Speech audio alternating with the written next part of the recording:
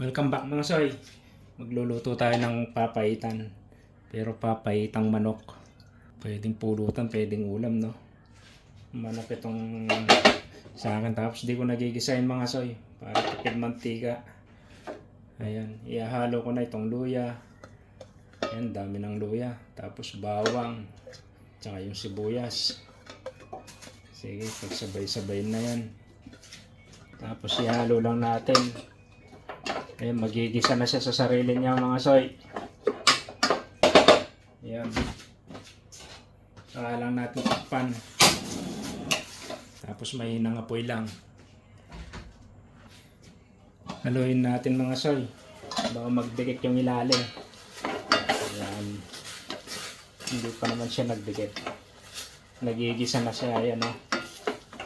Pwede na natin siyang lagyan ng tubig. Pero lagyan ko muna siya ng paminta para kumapit na ilas. Oops, naparami. Pwede na yan.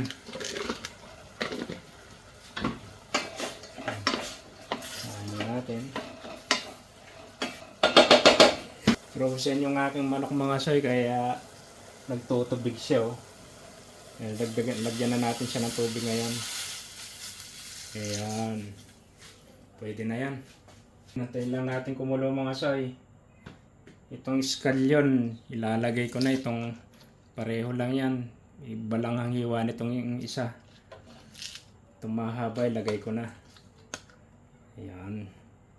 Tsaka na natin takpan. Check na natin mga soy. Ayan. Mukhang paluto na yung manok.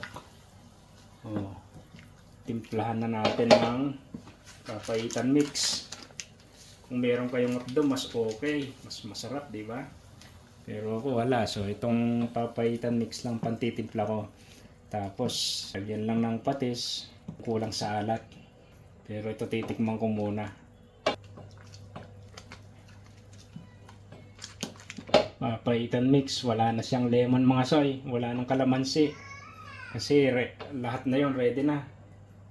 Kompleto na siya. May alat, may asim, may konting hangin na rin. Ayos. Tapos meron akong tirang mushroom mga soy. So ang papaitan, wala naman talagang mushroom eh. Ako lalagyan ko lang itong sa akin. Ayan. Tapos isang sili na lang. Saka yung ayan, na slice na scallion yung tira kanina. Nilagay ko na rin.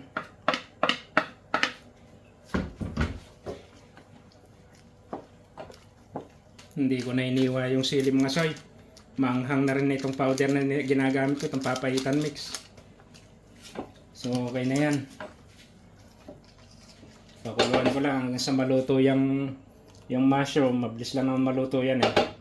Tapos pwede na, ready na ang ating papaitan na manok. Chicken papaitan. Check na natin mga soy. Oh, luto na yung mushroom. Ayan, luto na ang ating chicken papaitan. Sarap niya mga soy. Mga tamang chicken papaitan mga soy with mushroom.